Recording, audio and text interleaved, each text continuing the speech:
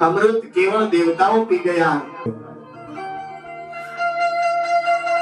गर्विष्ठ बने पोते आनंदથી વિચરવા લાગ્યા। અમૃત પી લીધું જાણે આપણે गर्विष्ठ બનીને આનંદથી વિચરી રહ્યા। એટલે સદાશિવ એમના એ બધા જ દેવતાઓના અભિમાનનો નાશ કરવા માટે જે અવતાર લીધો યક્ષપતિ એટલે ત્યાં ગયા એમના આનંદનું કારણ જાણ્યું। અને દેવોના જ્યારે અભિમાન ભર્યા દેવતાઓ આ જે કંઈ થાય છે તે પ્રભુ જ કરે છે। તમે વ્યર્થ પોતાને બળવાન ગણો છો તો આવું એક તણખલું મૂકો છો, આ તણખલાને હલાવી આપો।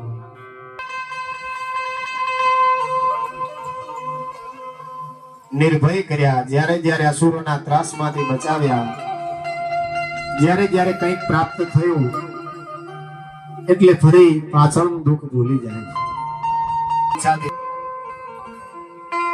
અહંકાર વિમૂઢાત્મા કરતા હમિતિ મન્યતે, એ તો વિમૂઢ કરું છું।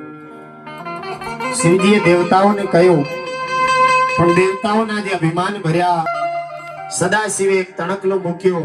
બધા દેવતાઓ તણખલા ઉપર અસ્ત્રો ચલાવવા લાગ્યા। પોતાની પાસે જે અસ્ત્ર શસ્ત્ર હતા એ માથે ચલાવે છે। અનેક અસ્ત્રો અજમાવ્યા પણ બધા નકામા।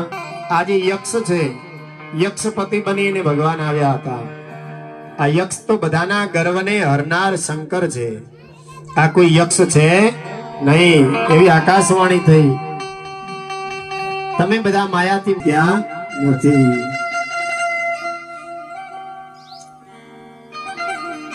રત્ન દેવતાઓએ લઈ લીધા, ઝેર પીવા થોડા ઘણું ધન, અતિ અભિમાન હૃદય તબે આવા। રામાયણમાં તુલસીદાસે જ્યારે દક્ષ પ્રજાપતિ પણ એક પ્રજાપતિનું પદ પામે એટલે એની ચોપાઈ લખી છે। એ રીતે જ્યાં જ્યાં જે તે સમયે કોઈ પણ પુરાણમાં જ્યારે જ્યારે કંઈક પ્રાપ્ત થાય